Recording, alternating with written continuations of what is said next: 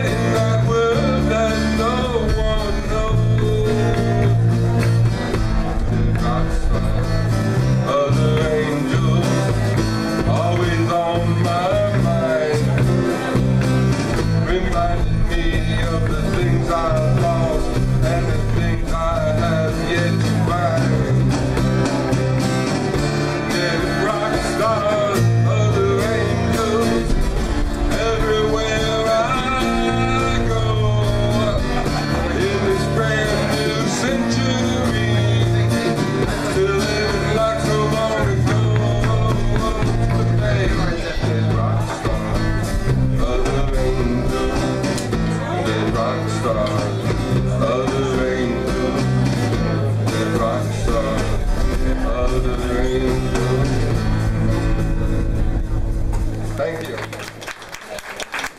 Just a brief announcement and a thank you to our hostess, Carol Caroline and her significant other, Ozzy, the new owners of the Chocolate Mousse.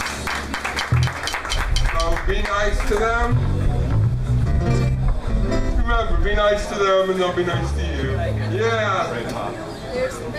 So, speaking of pimping the 60s, yo! So you saw Paul McCartney has a new album out, right? So you have to the guy turned 65. Like, he's the wealthiest guy in the world. He's more famous than I am. And for a new CD, he's got to pimp it out to Starbucks Coffee to sell the CD. Is there something wrong with that? I mean, first of all, it's not even Dunkin' Donuts. There you go. Touche. And $4. He doesn't need to do that. You know, it is gratuitous, how should I say, misappropriation of the greatest decade in the history of humanity, which is symbolized by my beads and my groovy peace symbol. So I would ask you that, anybody here alive in the 60s?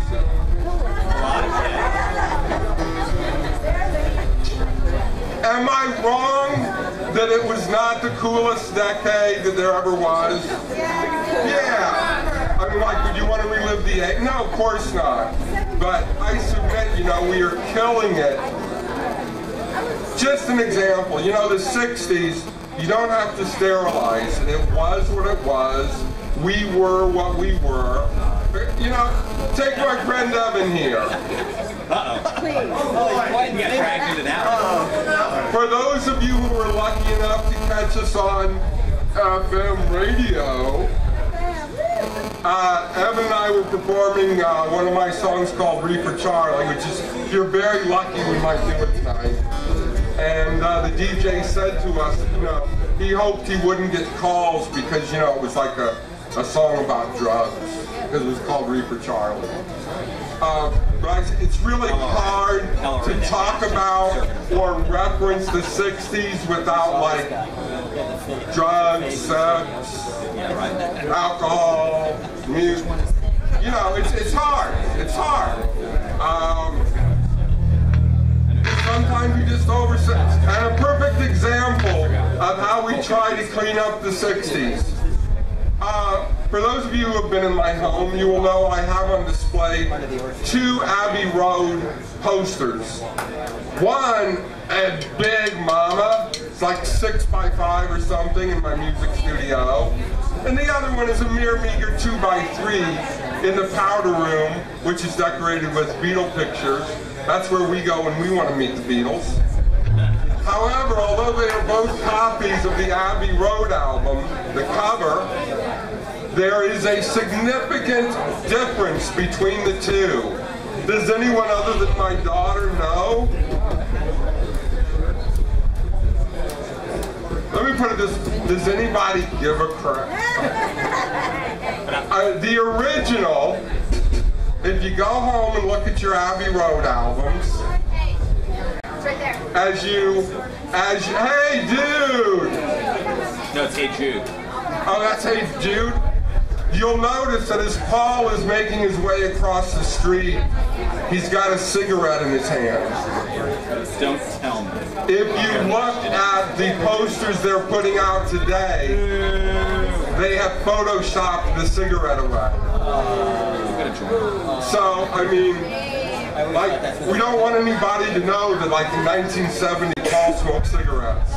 So you know, there's only so far you can go to destroy the 60s. Next, they're going to put a cup of Starbucks in his hand. Right. Now, another fine example. I feel like talking now, damn. Scott, you sure you don't want to come? The other night, I'm walking past the TV. I think I got to stand up because I'm getting excited.